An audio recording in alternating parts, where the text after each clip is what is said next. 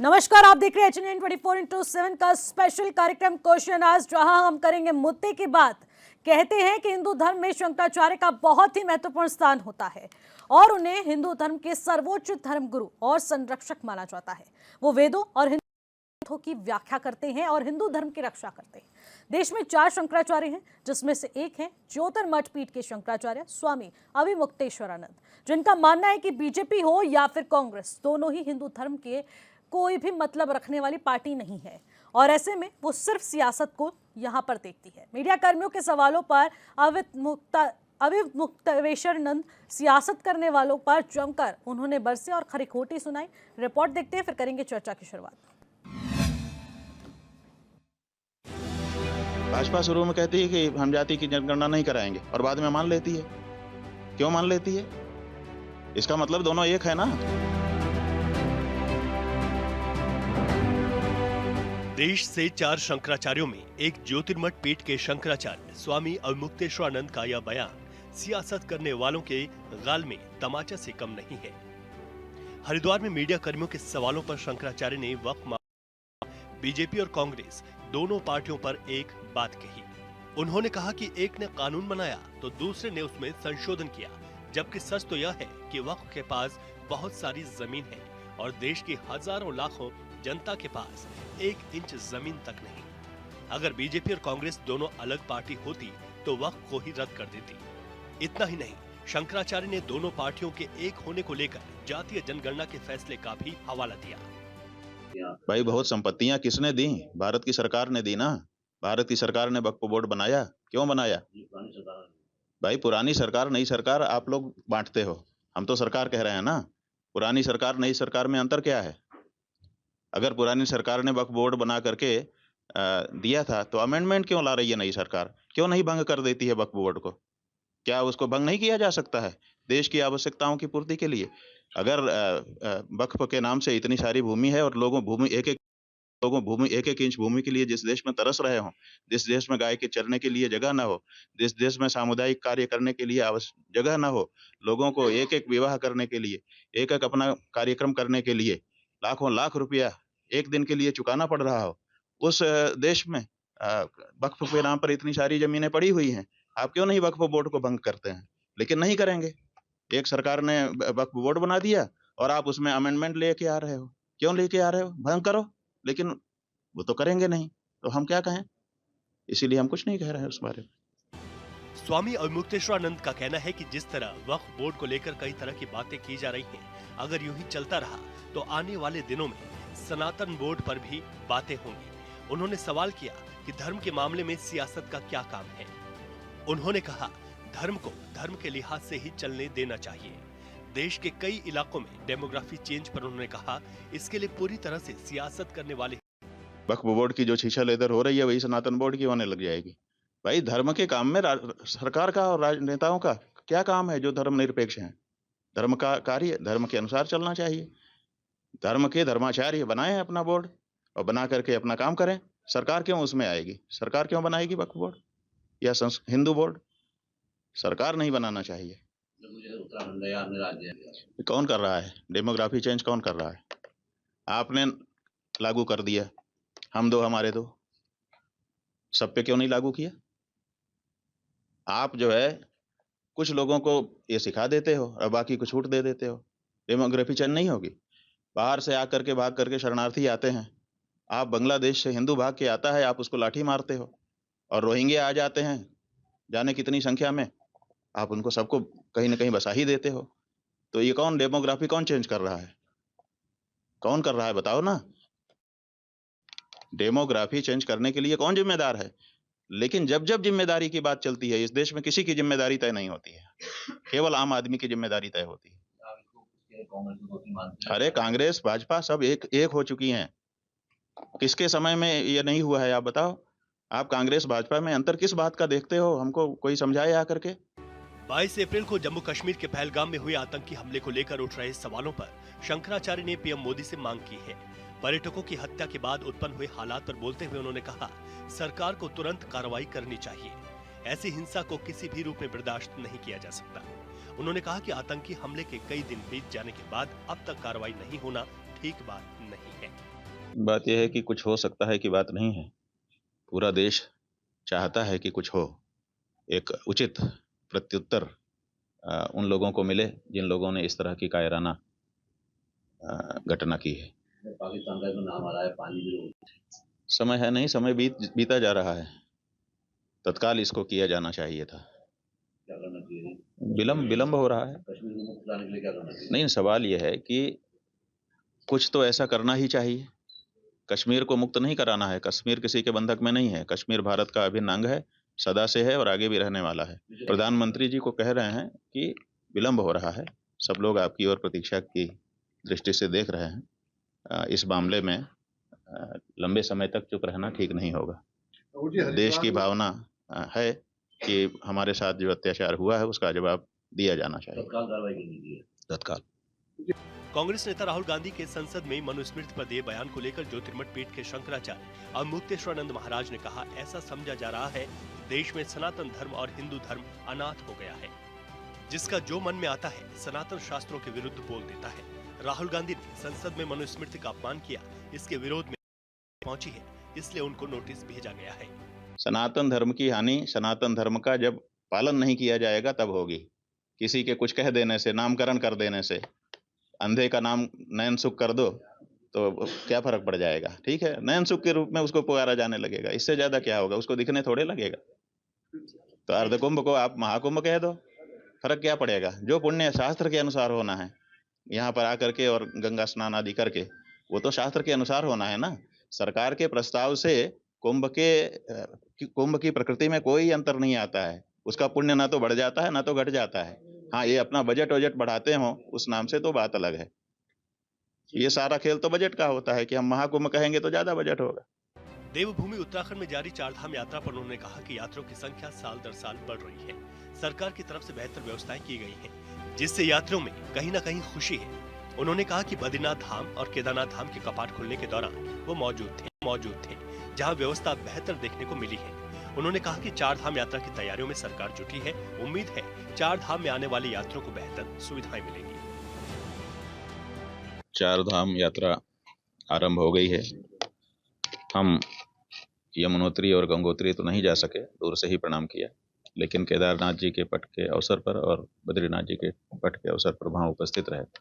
लोगों में बहुत उत्साह है, मौसम भी अच्छा है और व्यवस्थाएं भी ठीक करने के लिए वहाँ के अधिकारी सन्नद्ध हमको दिखाई दिए। तो हमको लगता है कि बहुत अच्छा रहेगा ये यात्रा का मौसम।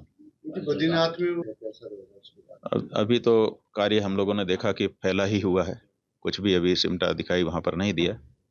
आशा करते हैं कि जल्दी ही काम सिमट जाए ताकि लोगों को जो काम होने के कारण की असुविधा है उससे मुक्ति मिले। देखिए, प्रयास कर रही है। अभी तो ये ग्रीष्मकाल की यात्रा शुरू हुई है। क्या क्या समस्याएं हैं, जब थोड़े दिन बीतेंगे तभी पता चलेगा। अभी शुरुआत में ऐसा दिखाई दिया कि प्रयासरत हैं। ज्योतिर्मठ पीठ के शंकराचार्य कहते हैं कि अगर सारे मामलों को देखेंगे तो बीजेपी और कांग्रेस में कोई फर्क नहीं दिखेगा। बात चाहे वक्फ की हो या जातीय जनगणना के फैसले की।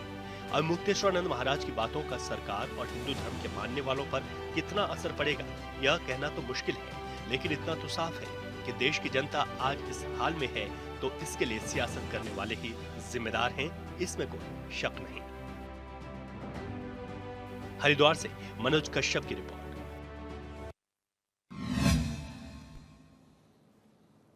तो राजनीति करने वालों पर शंकराचार्य भड़क उठे हैं।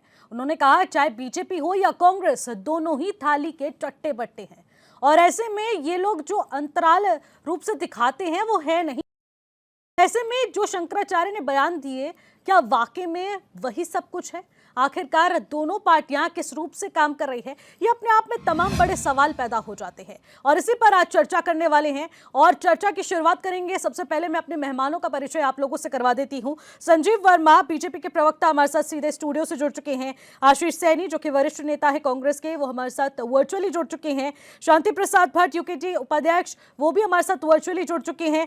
और प्रेम पंचोली जी जो कि वरिष्ठ पत्रकार है, वो हमारे साथ स्टूडियो में इस वक्त मौजूद है। अनुपंत जी जो कि समाज सेवी हैं, वो भी इस वक्त हमारे साथ स्टूडियो में हैं। तो ऐसे में संजीव जी, चर्चा की शुरुआत आपसे ही करूंगी। संजीव जी देखिए, बहुत महत्वपूर्ण हो जाता है क्योंकि शंकराचार्य जी का बयान है, उनको अनदेखा नहीं किया जा सकता। और उन्होंने बड़ी बात कही है कि चाहे बीजेपी हो या कांग्रेस, दोनों ही एक थाली के चट्टे बट्टे हैं। क्या वाकई में यही स्थिति है? देखिए, भारतीय जनता पार्टी जो एक विकास काम करती है, जब जब हम जनता के बीच जाते हैं, हम एक विकास का रोड मैप लेकर जाते हैं।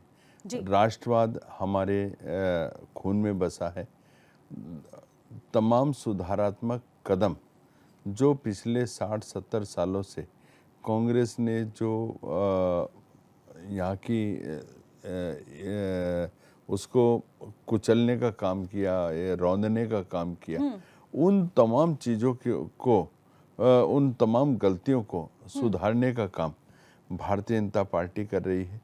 2014 से पहले का भारत भी आपके सामने है, 2014 के बाद का भारत भी आपके सामने है। आज वो भारत है जिसको देश गर्व से जिसका नाम लेता है। विदेश का कोई भी देश हो, पूरे जो भारत की जो छवि आज बनी है वो किसी से छुपी हुई नहीं है। आज भारत सर उठा के बात करता है।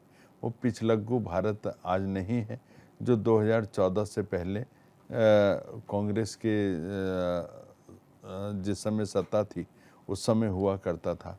उस समय वो भारत था जब प्रधानमंत्री की गरिमा में पद को भी एक तरह से कुचलने का काम किया गया था। जब प्रधानमंत्री की नहीं चलती थी और सुपर प्रधानमंत्री के रूप में श्रीमती सोनिया गांधी जी पूरा गवर्न किया करती थी। जो तमाम बड़े निर्णय हैं उनके ऊपर वो एक तरह से अपना कोई भी फैसला लेती थी। और प्रधानमंत्री एक तरह से मूक दर्शक होकर रबर स्टैम्प की भांति एक काम कर रहे थे। और प्रधानमंत्री पद को एक तरह से उसकी जो निष्ठा और उसका जो एक रुतबा है उसको भी धूमिल करने का उस कांग्रेस पार्टी ने काम किया। ठीक है संजीव जी, मैं आपके पास एक मिनट मेरी बात पूरी होने दीजिए। हाँ जी। देखिए, महात्मा गांधी ने कहा था कि अब देश आज़ाद हो गया है और कांग्रेस पार्टी को समाप्त कर देना चाहिए। ऐसा उन्होंने इसलिए कहा था कि वो भी कहीं से आहत थे कि कांग्रेस पार्टी का जिस तरह से पूरी गतिविधियां चल रही थी, वो नहीं चाहते थे कि ये आगे इसको बढ़ाया जाए। और ये ऐसा इसलिए क्योंकि कांग्रेस पार्टी का जन्म भी अंग्रेजों के द्वारा हुआ था और आज भी जो कांग्रेस पार्टी को गवर्न कर रहे हैं, कांग्रेस पार्टी के मुखिया बने बैठे हैं, उनका संबंध भी विदेशों से है। फर्क इतना है कि जिस समय कांग्रेस का जन्म हुआ था उस समय जो इसके प्रेसिडेंट थे वो इंग्लैंड से संबंध रखते थे। आज जो संबंध रखते हैं वो इटली से संबंध रखते हैं। लेकिन न उनकी सोच भारत के प्रति एक सकारात्मक थी, न आज वालों के प्रति उनकी सोच सकारात्मक है। राष्ट्र के प्रति जब भी कुछ भी बोलना हो, विदेश की धरती पे जाएं और भारत को अपमान करें, भारत का अपमान करें, भारत को डिफेम करें। एक ये नियत बन गई है, नीति बन गई है कांग्रेस पार्टी की। और कुछ लोग जब सुधारात्मक कदम की बात आती है तब एक बीड़ा उठा रखा है उन लोगों ने। क्यों नहीं बोर्ड का संशोधन 3 बार हुआ। 1954 में हुआ जिस समय इसका जन्म एक तरह से हुआ वक्त का, 1995 में हुआ, 2013 में हुआ। उस समय क्यों नहीं वक्त के ऊपर आवाज उठाना चाहिए था ना। आज जब वक्त संशोधन के एक क्रांतिकारी कदम के रूप में हमारी सरकार लेकर आई है, जब गरीब मुसलमान को उसके हक दिलाने की बात हमने करी है, जब एक जो लैंड माफियाओं के चंगुल में पूरा वक्फ बोर्ड एक तरह से घिर गया है, एक कोकस बन गया है, उससे मुक्ति दिलाने की दिशा में हमारी सरकार एक जो संशोधन लेकर आई है, तो सबके पेट में दर्द होना शुरू हो गया है। इसी पर भी शंकराचार्य ने बयान दिया है। मैं आपके पास लौटूंगी वापस, लेकिन उससे पहले आशीष जी से बात कर लेती हूँ। आशीष जी देखिए, एक तराजू में तोलने की बात यहाँ पर शंकराचार्य अपने आप में बड़ी बात है, लेकिन इसको लेकर आपका स्टैंड क्या कुछ है? शंकराचार्य ने ये बड़ी बात कही है। देखिए, अब आपका जो सवाल है, अब आप मुझसे ये बताइए कि मैं आपके सवाल का जवाब दूं या मैं अपना कोई पुराना भाषण या निबंध पढ़ने का काम करूं। भाजपा के प्रवक्ता ने जिस बेशर्मी के साथ आपके सवाल को टालकर इधर उधर की बकवास की है, आपने इसका मतलब इन्हें कांग्रेस को कोसने का मंच दे दिया है। तो पहली बात, नहीं, तो बिल्कुल, प्रतिक्रिया यहाँ पर इनके ऊपर मैं कोसना देना किसी को चाहूँ। नहीं है। नहीं, पहले तो इन्हें बात करने की तमीज सिखाओ, बदतमीज आदमी को। सुन लीजिए, अरे थप्पड़ मार दूंगा ना, मुंह घूम जाएगा तुम्हारा। बदतमीज आदमी, तमीज से बात कर, आशीष जी, तमीज से बात कर, आशीष जी, बदतमीज आदमी, शब्दों की तमीज से मर्यादा बात कर, में रहकर आप बदतमीज आदमी। तमीज सीखो पहले। आशीष जी, तमीज इस आप प्रकार के सीखिए, शब्दों आप का सीखिए इस्तेमाल नहीं तमीज, कीजिए। बदतमीज आदमी। आशीष जी, इस तमीज प्रकार के सीखो, शब्दों का तमीज इस्तेमाल सीखिए बिल्कुल बात भी नहीं करने की, कीजिए। बदतमीज आदमी।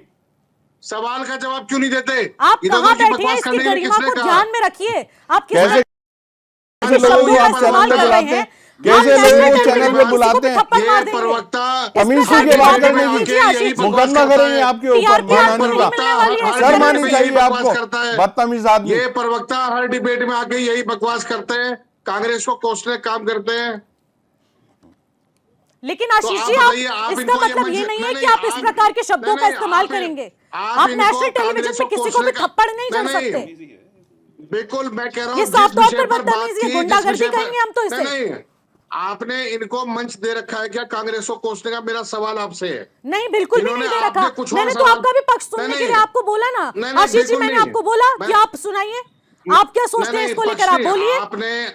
आपने सवाल की आड़ में आपने कांग्रेस को कोसने का मंच दे रखा है, तो आप बताइए। अगर नहीं दे रखा है मैं तो बोल जो तो रही सवाल हूँ आपने नहीं दे पूछा रखा था- है। नहीं, मैंने नहीं, उनको भी मेरा सुना, अभी भी एक आपको भी प्रश्न है। सुनूंगी, जो बाकी सवाल- हमारे गेस्ट जो को भी सवाल- सुनूंगी। नहीं, मुझे बताइए निशी जी, जब ये बोल रहे थे मैं बिल्कुल चुपचाप बैठा था। अब आप बताइए, इन्हें बीच में बोलने की जरूरत क्या पड़ी? जब आप इस प्रकार क्यों की बोल रहे हैं भाषा का बीच में? इस्तेमाल करेंगे। बदतमीजी, मैंने भाषा का प्रयोग बाद में किया। मैं कम से कम 50 डिबेट में इनकी बदतमीजी देख चुका हूँ। ये हर बात पे कोई सवाल का जवाब नहीं देते। ये लेकिन डिबेट- इस तरीके डिबेट से में वो जवाब आपके- नहीं दिया जाता। नहीं, आशीष जी, मुझे आप ये बताइए, आप अपने क्या सवाल का कांग्रेस जवाब ने- दीजिए, नहीं, और वो नहीं, भी भाषा की मर्यादा में रहकर। आशीष जी, नहीं, मेरी भाषा की नहीं, मैं अपनी भाषा की मर्यादा की बात अलग करता हूँ। मैंने कोई बात कही है, आपको बुरी लगी है, मुझे वो शब्द वापस लेने में कोई दिक्कत अभी नहीं है। दो डिबेट लेकिन- में, लेकिन ये दो बीच में कैसे डिबेट में बोले? इनको डिबेट ये के बीच बीच में से कैसे भगाया बोले? गया है इसी बदतमीजी जब मैं पूरी नहीं, अरे सुन लो, फिर तुम बकवास गालियां खाओगे मेरे हाथ से। मैं कह रहा हूँ कि आशीष जी, जब अरे आपसे जो तमीज है सवाल तुम्हें बात पूछा, करने की। उसका जवाब दीजिए। आशीष उसका जी, जवाब ये इन्होंने कोई दिया या तरीका नहीं नहीं दिया? होता। मेरा एक आप सवाल इस है। प्रकार से अगर हर शब्दों डिबेट का को इस्तेमाल बिल्कुल करेंगे, भाजपा का आप मंच बना बाकी रखा अन्य है। गेस्ट को इस हर तरीके डिबेट से को अपमानित भाजपा का करेंगे मंच बना- नेशनल नहीं, टेलीविजन में। मानहानि का इसको दावा बर्दाश्त करूंगा आपके नहीं ऊपर। करूंगी। नहीं, आपने मैं भी मानहानि कोई का दावा बर्दाश्त नहीं करूंगा करेंगे मैं आपके आशीष जी। ऊपर। ये बीच मुझे में ना क्यों चाहते हुए बोलेंगे? भी आपको म्यूट करना जब पड़ेगा और मेरा इस नंबर आया तो डिबेट ये से बीच आपको में क्यों बर्खास्त बोलेंगे? करना सवाल पड़ेगा। का जवाब क्यों नहीं देंगे?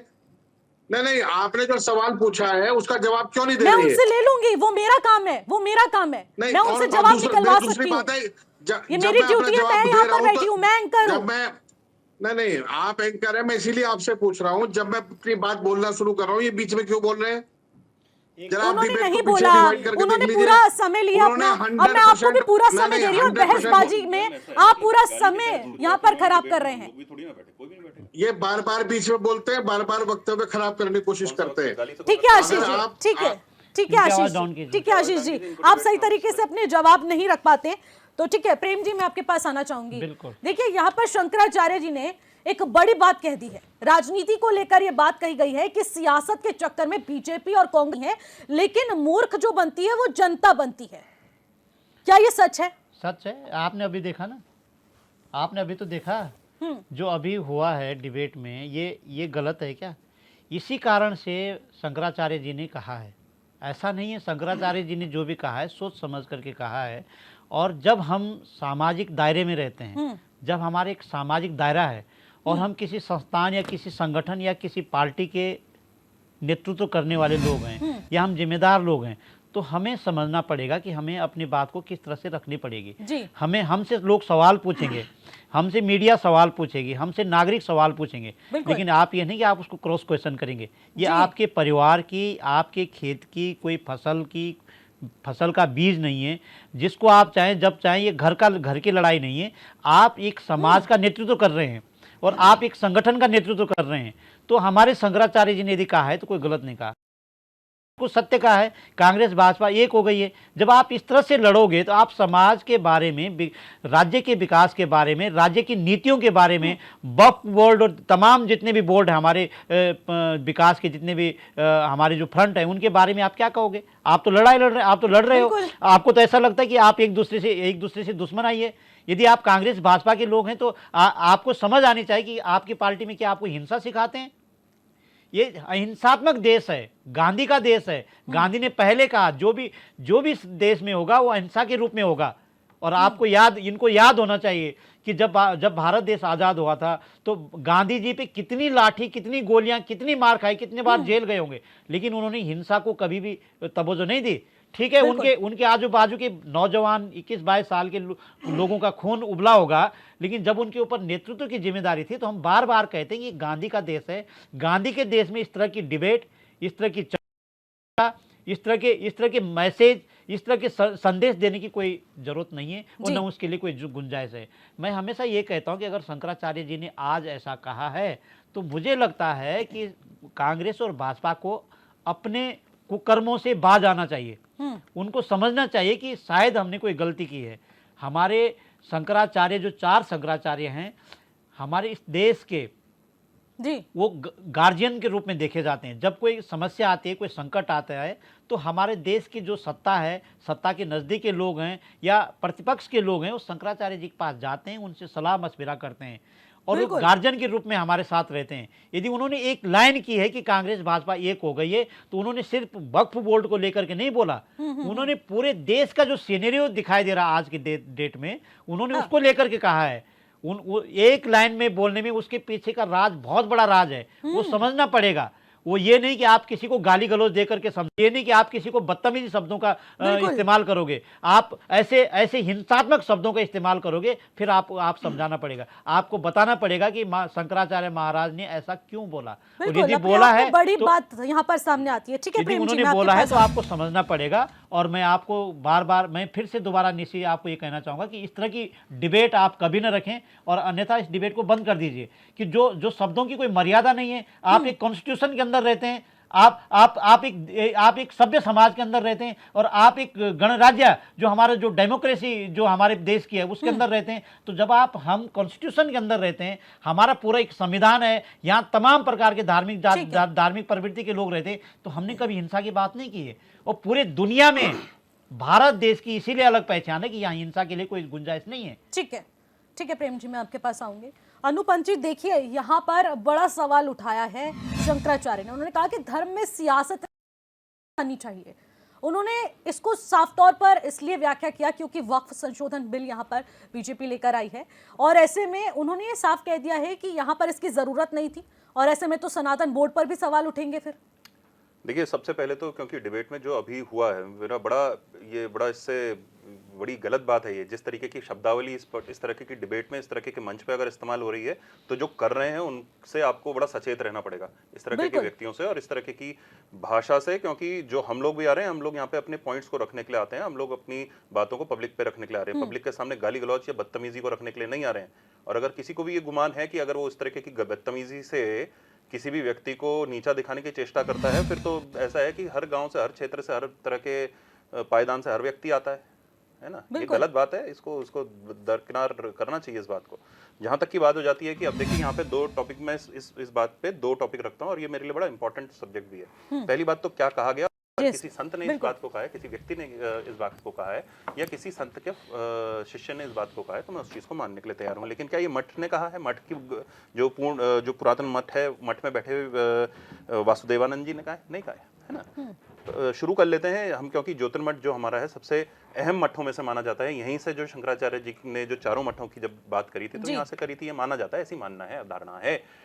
तो वहां से शुरू कर लेते हैं। जो सबसे पहले नवनिर्माण किया गया मठ का तो ब्रह्मानंद जी ने किया, उसके बाद कृष्ण बोधाश्रम जी ने किया, मैंने उसके बाद कृष्ण बोधाश्रम जी आए जो कि इनके ही स्टूडेंट थे, और उनके शरीर शांत होने के बाद में शांतानंद जी आए।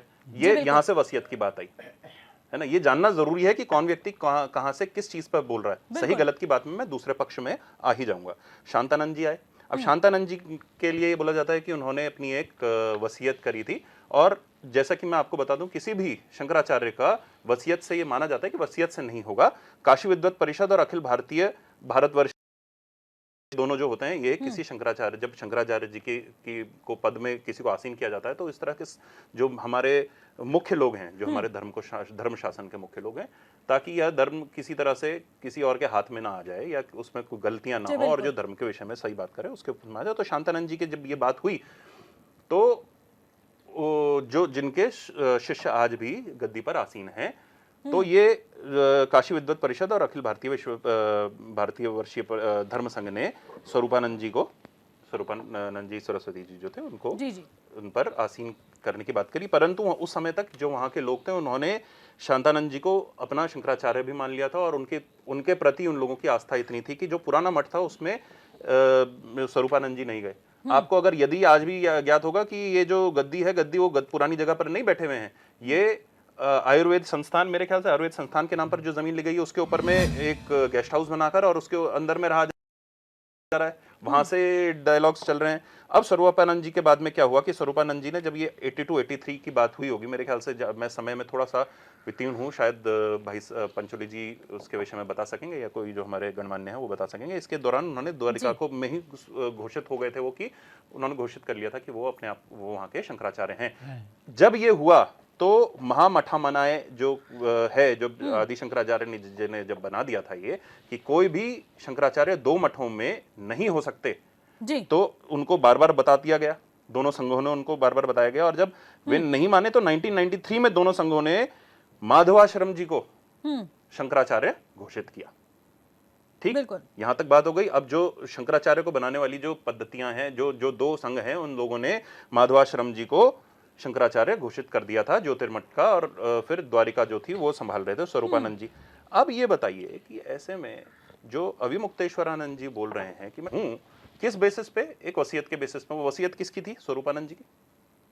जब उनको उन्हीं दोनों संघों ने, जिन्होंने स्वरूपानंद जी को भी शंकराचार्य के लिए बोला था, और महामठामनाए जो सिद्धांत है उसके तहत ये बता दिया गया था कि आप दोनों उसके नहीं बन सकते, दोनों पीठों के शंकराचार्य नहीं बन सकते, तो कौन सी वसीयत के तहत, जिस वसीयत पे, जिस जगह पर उनका अधिकारी, अगर मैं ये मान भी लूं कि वसीयत के तहत ये सारा कार्य होगा, तो किस वसीयत के तहत, कौन सी वसीयत यहाँ पर लागू होगी? चलिए मान लेते हैं शांतानंद जी तो वसीयत ब्रह्मानंद जी की थी, ब्रह्मानंद सरस्वती जी की वसीयत के बारे पर है जो केस चल रहा है, जिस पर ये तीन लोग थे। कौन? माधवाश्रम जी उस केस में वो चल रहे थे, दूसरा हमारे स्वरूपानंद सरस्वती जी चल रहे थे, और तीसरे कौन चल रहे थे? शांतानंद जी। अब दो लोग जब शांत हुए, दो का शरीर जब शांत हुआ, तो शांतानंद जी की जो फॉलोइंग आ रही थी, जो उनके शिष्य आ रहे थे, जिसमें कि अभी वासुदेवानंद जी हैं, वो उस गद्दी पर हैं। अब यहां से आप शुरू कर लीजिए कि किसने ये, हम बोल रहे हैं कि शंकराचार्य जी ने ये बात बोली है। शंकराचार्य जी ने ये बात बोली है। शंकराचार्य जी ने तो केदारनाथ पर सोने की चोरी की भी बात करी थी, जिसमें कि यही सारा का सारा कांग्रेस और लेफ्ट विंग और सपा और ये सारे के सारे लोग आ गए थे, है ना, आए थे ना। अब उसके बाद क्या हुआ? उसके बाद पता चला कि भाई वो जो सोना की जो चद्दरें दी गई हैं, उसमें सोने का पानी चढ़ाकर किसने दिया? सरकार का पैसा उसमें नहीं, किसी व्यक्ति ने उसको दान किया। उस व्यक्ति ने जिस आधार पे वो दान किया है, जिस तरीके से वो दान किया गया, वो वैसे में लगा दिया गया। क्यों कंप्लेन नहीं करी? इसीलिए नहीं करी गई ना कंप्लेन। क्यों? क्योंकि मुद्दा बनाना था। यहाँ पे भी मुद्दा बनाया जा रहा है। देखिए, ये जो सारा मामला उठा है, वो राहुल गांधी जी ने जो आपका संसद में बोल दिया है मनुस्मृति के लिए, तो वहीं से उठा के मैं बोल देता हूँ, धर्म एव हतो हंति धर्मो रक्षति रक्षितः, और तस्मद धर्मो न हंतव्यो मान धर्मो हतो विदित। यही है ना कि धर्म की रक्षा करने के लिए आपको सामने, अगर धर्म की रक्षा करेंगे तो धर्म आपकी रक्षा करेगा, और जो धर्म को खराब करेगा, धर्म पर जो अटैक करेगा, वही धर्म, क्योंकि खराब जब हो जाएगा तो वो उसको समाप्त कर देगा। अब धर्म किससे चलेगा? सत्य से चलेगा। सत्य और धर्म में भी थोड़ा थोड़ा फर्क है जी, है ना। सत्य ये कह देता है कि ये आज के समय पर गद्दी पर आसीन कौन है, और धर्म ये कहता है किसको? जैसे वीर भोग्य वसुंधरा सत्य है, परंतु धर्म यह निश्चित करता है कि उस वीर का कार्य किस तरीके से होना चाहिए था, काम किस तरीके से होना चाहिए था। मेरा इस समय काम क्या होना चाहिए कि धर्म के आधार पर क्या चीज बोली जा रही है उसका विश्लेषण तो कम से कम होना चाहिए। आज जब हम डिबेट में बैठे हैं तो उस चीज का विश्लेषण होना चाहिए। अब आ जाते हैं दूसरे पक्ष में, जो ये बात कर रहे हैं कि वक्फ बोर्ड की बात करी, मनुस्मृति की बात करी। मनुस्मृति के ऊपर उन्होंने बयान दिया, उनको पढ़ लेना चाहिए। जिन्होंने ये बयान दिया उनको पढ़नी चाहिए और उनको आज के हिसाब से उसका विश्लेषण करना चाहिए। राष्ट्र हमारे देश में कानून कौन सा चल रहा है, उस कानून में किस हद तक यह मनुस्मृति मानी जाती है, समय आचरण के हिसाब से कानून चेंज हुआ है या नहीं हुआ है, ये सब पढ़ लेना चाहिए। उसके बाद ही उसके ऊपर बात करेंगे, है ना, क्या चीजें लागू हैं। और दूसरी बात, जब बात आ जाती है कि अब आप बोल रहे हैं कांग्रेस और भाजपा अलग अलग है, आप यहाँ पर पॉलिटिकल बेसिस सिद्ध करने के लिए बैठे हैं या आप अभी तक तो आपके सारे बयान जितने आए हैं वो पॉलिटिकल आए हैं। आप पॉलिटिकल बेसिस की बातें करते हैं, आप ना धर्म की बात कर रहे हैं, ना आप ज्ञान की बात कर रहे हैं, ना आप धर्म के आवरणों की बात कर रहे हैं।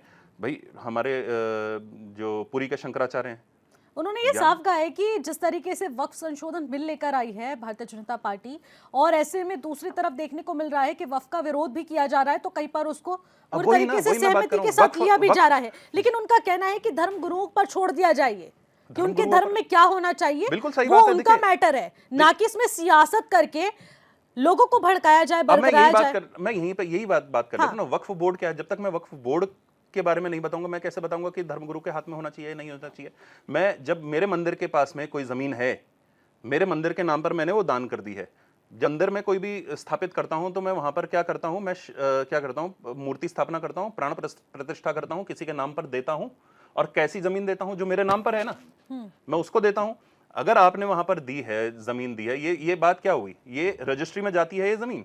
जब हम आज की डेट में पुराना डेटा निकाल रहे हैं, टिहरी के राजाओं से मांग रहे हैं ना कि आपने कौन कौन सी जमीनें दी थी, भाई मांग रहे हैं ना डेटा।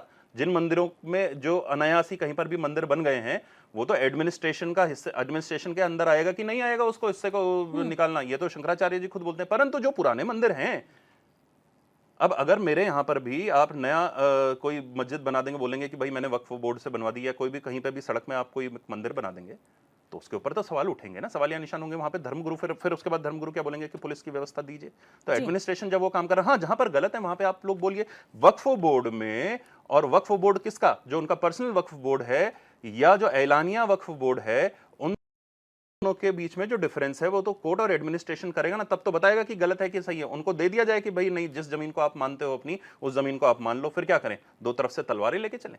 ठीक है, देखिए कई सारी चीजें हैं, कई सारी मान्यताओं पर है, और कौन व्यक्ति बोल रहा है किस तरह अपना पर्सनल, हमारे एक संत ने अपना एक पर्सनल पॉइंट बोला है, अपनी उनकी एक पर्सनल मान्यता है, उसका मैं सम्मान करता हूं।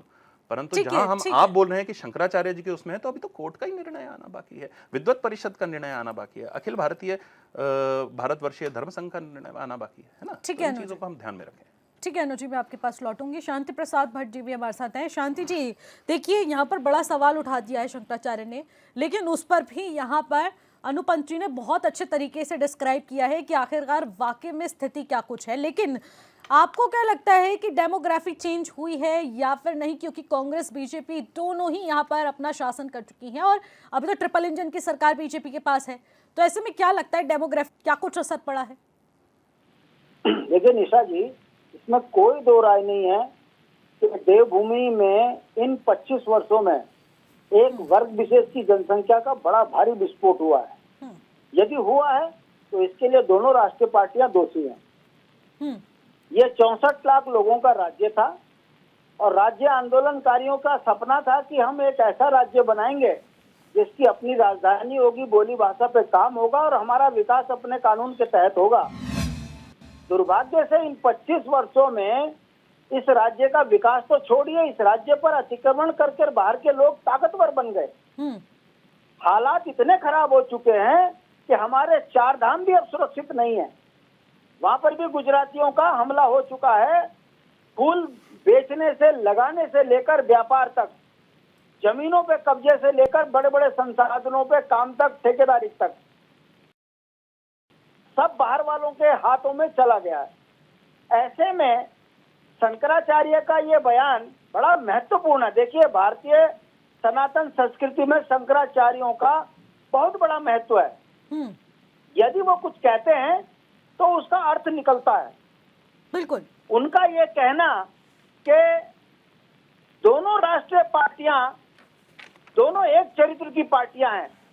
वक्फ बोर्ड का मामला ले लीजिए या जनसंख्या विस्फोट का ले लीजिए या मनुस्मृति पर सवाल खड़ा करने का ले लीजिए। दोनों राष्ट्रीय पार्टियों का ये चरित्र है कि कांग्रेस ने मुसलमानों का दोहन किया तो भारतीय जनता पार्टी हिंदुओं का दोहन कर रही है। परिणाम यह है कि अंकिता के हत्यारे वो हिंदू और केदारनाथ में हाय हाय करने वाले वो हिंदू, धामी मुर्दाबाद के नारे करने वाले वो हिंदू, और जिन धामी जी के पास उत्तराखंड को चारधाम यात्रा को सुचारू चलाने की जिम्मेदारी है, उनके कार्यप्रणाली पे सवाल खड़े हो रहे हैं। शंकराचार्य अभिमुक्तेश्वरानंद जी का जो कहना है वो ये बड़ा स्पष्ट करता है कि धार्मिक स्थलों का जिस तरीके से व्यवसायीकरण हुआ है, चाहे वो जातीय जनगणना का मामला ले लीजिए, चाहे वक्फ बोर्ड का मामला ले लीजिए। देखिए, राजनीतिक व्यक्तियों का काम है सत्ताओं को चलाना, मगर जब राजनीतिक व्यक्ति सत्ता के लालच में धर्म को सत्ता से जोड़ देता है तो उसके दुष्परिणाम होते हैं, और वो अब धीरे धीरे उत्तराखंड से लेकर देश में दिखने लगे हैं। सरोवर नगरी नैनीताल के अंदर अगर किसी ने अपराध किया है उसको सजा दीजिए, मगर तोड़ फोड़ कर अशांति का माहौल जिन्होंने बनाया है उस पर हमारी एक हिंदू बेटी को जिस तरीके से भारतीय जनता पार्टी के नेताओं ने कहा है कि इसके में ऐसा होना चाहिए वैसा होना चाहिए, ये बताता है कि धर्म की आड़ पे अब हिंदुओं पर भी आक्रमण होने लगे हैं। हाँ। ये चिंतनीय विषय है, और अभी मुक्तेश्वरानंद जी का जो दर्द है वो दर्द यही है कि सनातन धर्म में सद्भाव की बात हुई है, संभाव की बात हुई है, मगर सनातन धर्म में नफरत कभी नहीं थी, और वो नफरत की आग अब धार्मिक स्थलों में भी दिखने लगी है। सनातन धर्मी आपस में लड़ने लगे हैं। ये भारतीय जनता पार्टी का राजनीतिक फेलियर है, और उनका ये कहना कि दोनों राष्ट्रीय पार्टियों का एक चरित्र है वो सिद्ध करता है कि भाजपा के शासन काल में हिंदुओं का बेड़ा गर्क अगर हुआ है तो ज्यादा से ज्यादा भाजपा के शासन काल में हुआ है, और मुस्लिम का ज्यादा नुकसान हुआ है तो वो कांग्रेस के शासन काल में हुआ है, और दोनों अपने आप में दावा करते हैं कि हम एक दूसरे की रक्षा करते हैं। ये नहीं होना चाहिए। चिंतनीय विषय ये है कि लोकतंत्र की हत्या, धर्म की आड़ में राजनीतिक लोग छुप रहे हैं और देश सारा रसातल में चला गया है। उत्तराखंड भी उससे अछूता नहीं है, ये चिंता का विषय है। ठीक है शांति जी, मैं आपके पास लौटती हूँ। आशीष जी, सवाल ले लिया जाए आपसे। जी, मैं तो सवाल का जवाब देने के लिए यहाँ पर उपस्थित हूँ। बिल्कुल, तो मैं चाहूंगी कि आप सही तरीके से भी जवाब दें। यहाँ पर देखिए, बड़ी बात ये उठ जाती है क्योंकि एक तराजू में तोलने की बात की जा रही है। मैं उसी सवाल को दोहराऊंगी और उसी का जवाब मुझे आपसे चाहिए। और उन्होंने ये भी बड़ी बात कह दी है शंकराचार्य ने कि ये जिस तरीके से आप लोग लड़ते रहते हैं वो सिर्फ दिखावे की लड़ाई है, लेकिन पीठ पीछे कुछ और चल रहा है।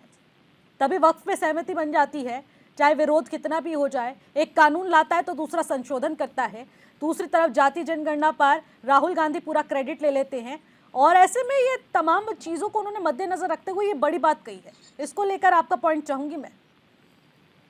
देखिए, दो बिंदु पर ज्यादा बात हुई है। एक वक्फ बोर्ड के ऊपर बात हुई है और दूसरा डेमोग्राफिक चेंज के ऊपर। वक्फ बोर्ड के बारे में मैं एक बात कहूंगा कि पूरे जो मुस्लिम देश हैं जो शरिया कानून के हिसाब से चलते हैं, वहां पे वक्फ अपने हिसाब से चल रहा है, शरिया कानून के हिसाब से। लेकिन जब भारत देश की आजादी हुई और हमारा संविधान लागू हुआ तो मुस्लिम कम्युनिटी ने भारत के संविधान के अनुसार अपना वक्फ बोर्ड बनाया, और रेवेन्यू रिकॉर्ड में वो सब चीज लिखी गई है। वो कोई अलग से चीज नहीं है। वक्फ बोर्ड के मुकदमे में अगर वक्फ बोर्ड में सुनवाई होने के बाद उसकी जो अगली सुनवाई होती है वो हाई कोर्ट में होती है, वो हमेशा होती रही है, कोई पहली बार नहीं हो रही है।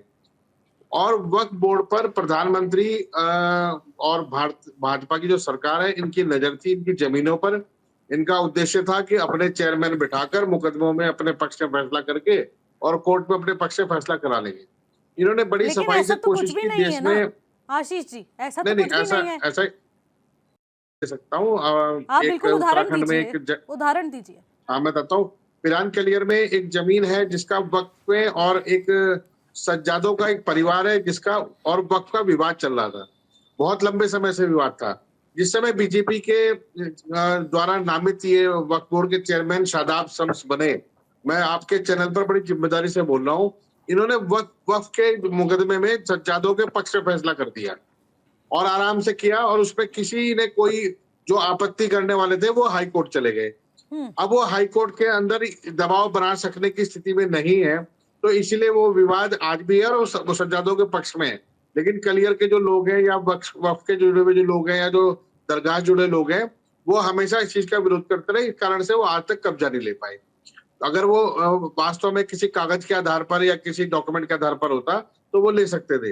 ये मैंने एक उदाहरण दिया। दूसरा उदाहरण आप देख लिए, एंटीला बिल्डिंग बानी जी की बनी है, वो उसमें वक्फ बोर्ड ने कहा कि ये यतीम खाने की जमीन थी और आपके द्वारा खरीदी गई।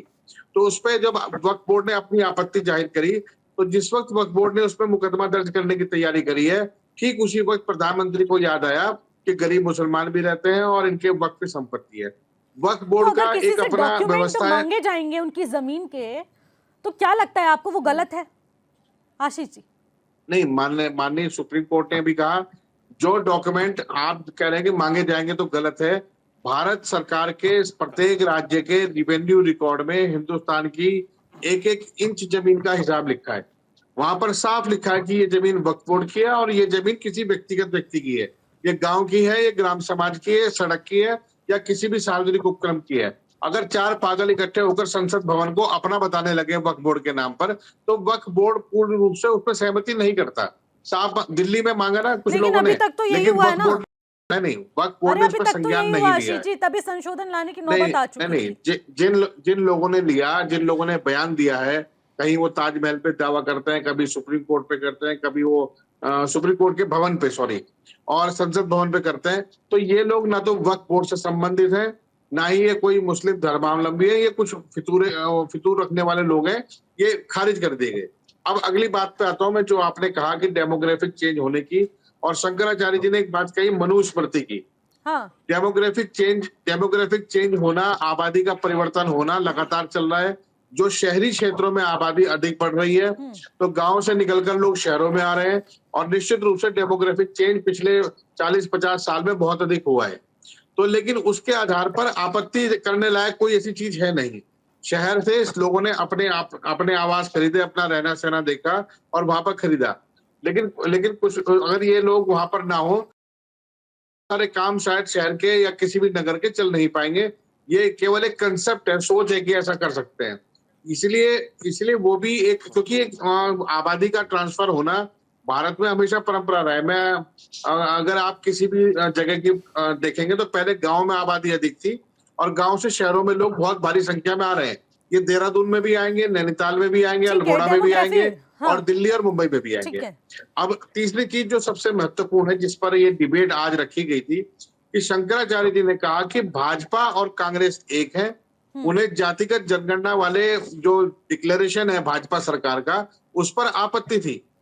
हम उनकी इस आपत्ति के विरोध में खड़े हैं। हमें कह रहे हैं कि ये देश संविधान से चलेगा, मनुस्मृति से नहीं चलेगा। और मनुस्मृति भारत में हिंदू धर्म का कोई धर्म ग्रंथ नहीं है, तो फिर ये केवल एक व्यवस्था थी। और मनुस्मृति से पहले सम्राट अशोक ने बहुत सारे लिपि और वो अपने लिखे कैसे कार्य करना चाहिए उसके बारे में लिखा, तो वो तो उससे पहले भी लिखा गया है। अब आपको मानना है तो मानिए, नहीं मानना है तो छोड़ दीजिए। ऐसे मनुस्मृति में यदि कोई चीज अच्छी लिखी है तो आप मान लीजिए, कोई चीज गलत है तो वो छोड़ दीजिए। तो मनुस्मृति को जबरदस्ती वो जातिगत जनगणना के ऊपर सौंपकर दिया था राहुल गांधी ने, यही तो बड़ा सवाल है। नहीं, राहुल गांधी ने कहा कि मनुस्मृति से देश नहीं चलेगा। राहुल गांधी ने मनुस्मृति के उन प्रावधानों का विरोध किया जो देश की 90% आबादी को दोयम दर्जे का रखना चाहती है। प्रावधान ही तो गलत बताए। और शंकराचार्य ने भी यही कहा है कि अगर कोई धर्मशास्त्रों के बारे में अगर कोई उलझुल बातें करता है, ये नहीं हो जाता कि उसको बहुत ज्यादा ज्ञान है।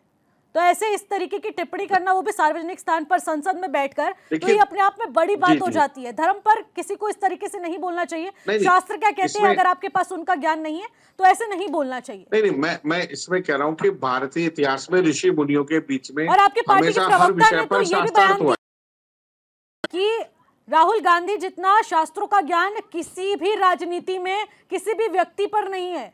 ये अपने आप में बड़ी बात उन्होंने कही। प्रतिमा सिंह नहीं, उन्होंने अगर ये कहा है कि राजनीतिक क्षेत्र के किसी व्यक्ति के पास नहीं है, तो उन्होंने अगर कहा है, यदि किसी और के पास ज्ञान है तो हम उनका भी सम्मान करेंगे। कोई ऐसा नहीं, उन्होंने हमने कहा कि राहुल कह दिया गांधी के तो पास हम ही शास्त्रों का सारा ज्ञान है और किसी के पास तो है भी नहीं। नहीं, उन्होंने राजनीतिक और क्षेत्र यहाँ के पर तो व्यक्तियों उनका हवाला ही के गलत बीच से में साबित कर दिया शंकराचार्य ने। आप अगर मैं तो कह रहा हूं ना, अगर आपको लगता है कि देश के प्रधानमंत्री या कोई और व्यक्ति भाजपा के हों, कांग्रेस के हों, सपा के हों, बसपा के हों, ठीक है। यूकेडी के हों, अगर शास्त्रों के संबंध में अधिक ज्ञान रखते हैं तो हम चाहते हैं कि राहुल गांधी जी के सामने दूध का दूध पानी का पानी हो तो जाए। यानी कि आप भी तो वो मानते हो हैं जाना शास्त्रों का चाहिए। ज्ञान राहुल गांधी जी के पास है? नहीं, वो कह रहे शास्त्र नहीं, मैं इतना मानता हूँ कि राजनीतिक क्षेत्र में जो लोग हैं उनके मुकाबले में सबसे अच्छा ज्ञान है। अच्छा अच्छा, ठीक क्योंकि है। वो जब भी हम लोग ठीक उनसे मिले हैं तो उन्होंने हमेशा हर विषय पर बहुत गूढ़ बातें की।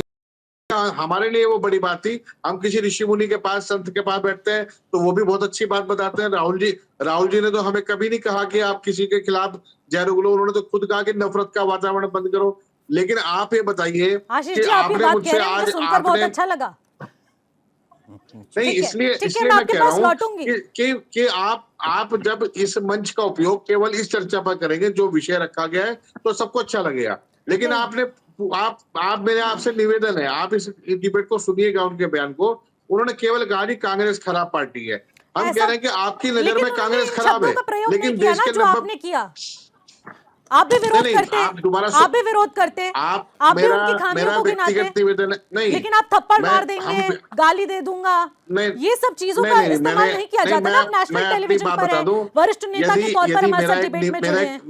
मेरा एक निवेदन है आपसे कि आप जरा वो सुन लीजिएगा कि मेरे वक्तव्य मैंने शुरू होते सुना, ही क्या है। साक्षात बैठी थी क्योंकि ना वो मुझे आशीष लगता है, जी, हो सकता है मैं वो कोई बात बाहर से थोड़ी आवाज आई आप हूँ, तक ना पहुंच मैं पाई तो हो, शुरुआत से लेकिन इसी मुझ तक डिबेट का पहुंची हिस्सा है। हूँ। ठीक है, ठीक है नहीं, आशीष जी, मैं आपके पास आती हूँ। एक तरफ हम देश के 90% लोगों के हक की लड़ाई लड़ रहे हैं, और कोई मनुवादी यदि मेरे बीच में मुझे अपशब्द कहेगा तो मैं कभी भी बर्दाश्त नहीं करूंगा। ठीक है आशीष जी, आपके पास लौटूंगी। संजीव जी, कमेंट लेना चाहूंगी आपसे। देखिए, यहाँ पर धर्म को लेकर बड़ी बात की गई है और ऐसे में देखने को मिल रहा है डेमोग्राफी पर भी सवाल उठाए शंकराचार्य जी ने, तमाम ऐसे अहम मुद्दों पर सवाल उठाए हैं।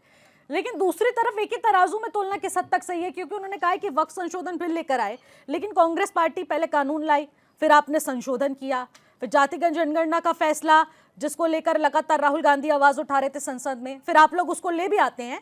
तो उन्होंने इन दोनों को एक साथ जोड़ा और उसके बाद उन्होंने कहा कि काफी हद तक इससे स्पष्ट हो जाता है कि बीजेपी कांग्रेस साथ है, लेकिन लोगों को यहाँ पर बरगलाया जा रहा है, गुमराह किया जा रहा है और अब सियासत चल रही है धर्म को लेकर। देखिए, मैंने पहले भी आरंभ में इस बात का उल्लेख किया कि भारतीय जनता पार्टी ना तो कभी धर्म की राजनीति करती है, ना ही कोई ऐसा डिस्क्रिमिनेशन की बात करती है। हमारी जो केंद्र की सरकार चल रही है, हमारे जो राज्य की सरकारें चल रही हैं, भारतीय जनता पार्टी शासित आप कोई भी राज्य देख लें। लेकिन यहाँ पर देखिए, शंकराचार्य ने ये बात कही है कि ये वक्फ संशोधन बिल आप लेकर आए, एक विशेष समुदाय को लेकर यहाँ पर टारगेट किया जा रहा है। उन्होंने कहा कि ऐसे तो सनातन बोर्ड पर भी सवाल उठेंगे। एक मिनट देखिए, वक्फ बोर्ड में क्या होता था, जहाँ पर इन्होंने 1995 में और 2013 में इस प्रकार के एक मैं सोचता हूँ एक तरह से हिटलर शाही कि हम जिसके ऊपर उंगली रख देंगे वो हमारी हो जाएगी, क्या जायज़ था। और अभी मेरे कांग्रेस के मित्र कह रहे थे कि आप हाई कोर्ट में भी चैलेंज कर सकते हैं, आप हाई कोर्ट में भी जा सकते हैं।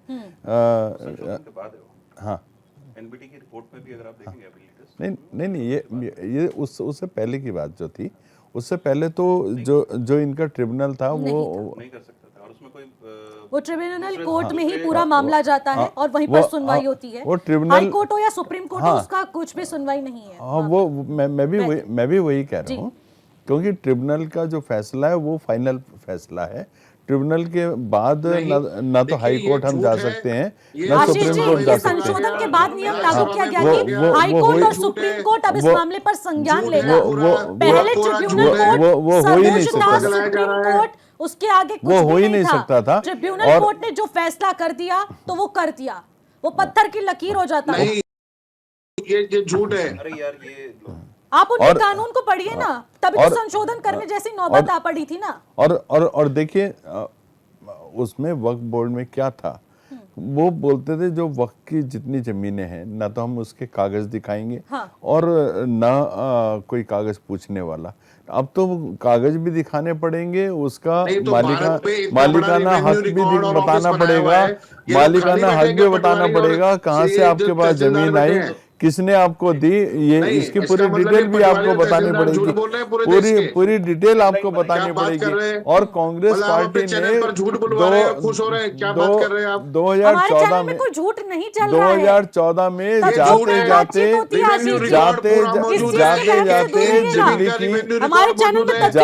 जाते दिल्ली की 123 आप सुन रहे हैं, बेशकीमती 123 संपत्तियां वक्फ बोर्ड को देने एक पाप कांग्रेस पार्टी के द्वारा किया गया। शरिया की पक्षधर बनकर ये लोग जिस तरह से एक सनातन का अपमान करने का काम करते हैं, सनातन का अपमान करने का काम करते हैं। ना तो किसी भी 12% का सर्वाधिकार मुसलमानों का, 12% का सर्वाधिकार मुसलमानों का होगा। ऐसा कांग्रेस के कि आप पहले तो कानून की जानकारी नहीं थी आपको, क्योंकि जिस प्रकार से आप कानून की व्याख्या कर रहे हैं, वक्फ कानून पहले था क्या और संशोधन होने के बाद वो कानून क्या बन गया है, इसके बारे में जानकारी होनी बहुत ज्यादा जरूरी है। इसलिए जो लोग सिर्फ हेडलाइंस के जरिए व्हाट्सएप ज्ञान लेकर यहाँ पर बैठते हैं, उन लोगों को ये चीजों का ज्ञान नहीं होता कि वक्फ संशोधन बिल में क्या था और वक्फ कानून में क्या था। तो इसलिए वो लोग गुमराह हो रहे हैं। जो लोग पढ़ लिख रहे हैं कि वक्फ संशोधन बिल क्या है, तो उन्हें समझ आ, वो पढ़े लिखे लोग फिर इसका समर्थन कर रहे हैं, और जिनको नहीं पता तो फिर वो यहाँ पर गुमराह होने का काम कर रहे हैं और फिर वो भड़काऊ यहाँ पर भाषण देते हैं। निश्चित जी, देखिए जिस समय कांग्रेस की सरकार थी, स्वर्गीय मनमोहन सिंह जी उस समय प्रधानमंत्री थे और उन्होंने बिल्कुल सार्वजनिक तौर पर कहा था देश में 12% का जो सबसे पहला अधिकार मुसलमानों का, अल्पसंख्यकों का होगा। तो ये तो डिस्क्रिमिनेशन की राजनीति करते थे। हम तो सबका साथ सबका विकास की बात करते हैं विदाउट एनी डिस्क्रिमिनेशन, ना किसी को कम ना किसी को ज्यादा। कानूनी रूप से जान, आशीष जी आपको लग रहा है अधूरा ज्ञान है, संजीव जी नहीं दे पा रहे हैं पूरी तरीके से ज्ञान, अनुपम जी से जान लेते हैं कि लॉफुल इसका मैनर क्या है। ठीक है, कानूनी रूप से जान लेते हैं ना ये क्या है। 30 सेकंड में अपनी बात रखिएगा क्योंकि समय की बहुत कमी है। आशीष जी रुकिए, क्लियर कर लेते हैं। शांति जी मैं आपके पास लौटूंगी, पहले अनुज जी से मैं पॉइंट लेना चाहूंगी, फिर मैं लास्ट में उसको क्लोज कर दूंगा 30 सेकंड में, मुझे ज्यादा टाइम। ठीक है, शांति प्रसाद जी आप अपनी बात रखिए। देखिए निशा जी, वक्फ की संपत्ति और जो भी कानून बन रहा है वो सरकार का अपना काम है, पर मैं जमीनी हकीकत आपको देहरादून की बता रहा हूँ। राजपुर रोड पर वक्फ की जमीन पर मस्जिद को तोड़कर भारतीय जनता पार्टी के किसी नेता द्वारा कब्जा कर अपनी दुकान बना दी गई है। सैयद मोल्ला यमुना कॉलोनी जहां सारे कैबिनेट मंत्री रहते हैं, वहां वक्फ की जमीन पर एक लाला ने व्यापार कर दिया, वो भारतीय जनता पार्टी का आदमी है। हमारा ये कहना है यदि कोई गलत तरीके से संपदाओं पे कब्जा कर रहा है तो सरकार बनी किसके लिए? ठीक है, अगर ऐसा है तो जांच तो की जाएगी, की जाएगी अगर वक्फ की संपत्तियों का गलत इस्तेमाल किया जा रहा है। शांति जी दोनों का एड्रेस ही बता दीजिए प्लीज। अगर अपनी दुकानें खोली जा रही हैं तो उसकी जांच भी की जाएगी। शांति जी टेंशन मत लीजिए आप। मैं राजपुर रोड का आपको हवाला दे रहा हूँ, एड्रेस बता दीजिए प्लीज। मस्जिद तोड़कर किसी अग्रवाल ने कब्जा कर लिया, मेरे पास डॉक्यूमेंट आ गए। ठीक है, मेरा कहने का मतलब है आप एंटीना पे अपना वक्फ बोर्ड की कब्जा करके एंटीना बना दो, वो ठीक केस फाइल कीजिए। शांति जी अगर ऐसा है तो मैं अगर उत्तराखंड की बेटी को मारने की बात करते हो, फ्री में लड़ूंगा, आप करो तो सही। भ्रष्टाचार की बात करते हो तो यह सनातन संस्कृति नहीं है। भारतीय जनता पार्टी हिंदुओं के साथ जो गलत काम कर रही है, ठीक है शांति जी, सख्त जरूरत है। ठीक है शांति जी। भारतीय जनता पार्टी बोलती कुछ और है, करती कुछ और है। हमारा ये कहना है कि वक्फ बोर्ड की संपत्ति को राज्य सरकार में निहित करते हैं तो करो, मगर किसी व्यापारी के हाथ में अगर ये जमीन देते हो तो बिल्कुल भी ये बख्शा नहीं भाजपा का जाएगा, एजेंडा बिल्कुल है। भी बख्शा नहीं जाएगा। शांति जी, आप बिल्कुल सही कह रहे हैं। बस। ठीक है, मैं आपके पास लौटूंगी। अच्छा अनु जी, जी। Final comment. मैं फाइनल कमेंट में सारी चीज़ें क्लियर कर देता हूँ। देखिए, मनुस्मृति से शुरू कर लेते हैं, वहाँ से जहाँ से राहुल गांधी जी ने बोला है कि भैया ये जो इसमें मनुस्मृति में रेप करने वाले को छूट है और जो उसके पीड़ित हैं उन लोगों को उसमें सजा है। तो ये है बात जिस बात की बात हम कर रहे हैं। ठीक है, अब बाद में बात आ जाती है कि इसके हिसाब से स्मृति के हिसाब से चलेगा कि नहीं चलेगा। तो मैं पहले एक चीज़ और बोल दूँ, स्मृति और श्रुतियाँ दोनों चीज़ों का जो भी कानून हमारा बनता है उसमें उन दोनों का भी आवरण है। वो इसलिए है कि जिस हद तक वो आज के समय में सही चलेगा, आज के समय में मान्य होगा, उस हिसाब से उसको लिया जाएगा। और इसीलिए इसमें अमेंडमेंट्स की बातें हैं। जहां हम अमेंडमेंट्स की बातें करते हैं वो इसलिए भी करते हैं कि लॉ इज टेक्स्ट, इसलिए वो लिखा गया है कि टेक्स्ट चेंज होता है, समय के साथ में चेंज होता है और परिस्थितियों के हिसाब से चेंज होता है। और इसीलिए जब ये डेमोग्राफी चेंज की भी बात करते हैं, जो कि शांति जी भी बोल रहे थे, वो अहम इसलिए भी हो जाती है कि जब किसी की मान्यताएं बदलती है तो कानून बदलता है। अब आ जाते हैं बात इसमें वक्फ वाले पे। वक्फ कानून में समय कम है। हाँ, बस मैं एक सेकंड में वक्फ कानून में जो इन्होंने बोले हैं ना कि जो चेंजेस हुए हैं, जो हमारे जो स्पेसिफिक चेंजेस हुए हैं, उसमें inclusion of non Muslims board पे है, जिसके ऊपर सबसे ज्यादा प्रॉब्लम थी। वो इसलिए था कि जब ट्रिब्यूनल की हम बात कर रहे हैं, जो ट्रिब्यूनल न्याय देगा, और समझ लीजिए किसी व्यक्ति ने एक पूरा का पूरा गांव केरला में उन्होंने बोल दिया कि जी ये तो वक्फ की संपत्ति है, और क्यों, किस कानून के बेसिस पे, कि उनको कागज देने का आधार उनको जरूरत नहीं थी। उन्होंने मान्यता है कि मेरी मान्यता है कि ये मेरे पास में है, इस वजह से वो वक्फ के आवरण में चला गया था। और ये कानून जो लॉ ऑफ लैंड का बेसिक स्ट्रक्चर है उसके अगेंस्ट था। इसीलिए इसमें भी अमेंडमेंट आएगा, क्योंकि it was already voiding the law. ये नहीं हो सकता, इसीलिए उसमें अमेंडमेंट्स आए। ठीक है अनुज, समय बहुत कम है, हमें इस चर्चा को यहीं पर रोकना पड़ेगा। बहुत बहुत शुक्रिया, आप सभी हमारे साथ जुड़े। समय की कमी को देखते हुए इस चर्चा को यहीं पर रोकना पड़ेगा। देखिए, सबसे बड़ी बात है, शंकराचार्य ने बड़ा बयान दे दिया है और उसके बाद सियासी हलकों में हलचल तो देखने को मिलेगी, लेकिन शंकराचार्य के बयान का कितना बड़ा असर सियासत पर पड़ेगा या फिर नहीं पड़ेगा, ये अपने आप में बड़ा सवाल पैदा हो जाता है। और फिलहाल क्वेश्चन आवर के इस खास डिबेट में मेरे साथ बस इतना ही। आप देखते रहिए HND 24/7। नमस्कार।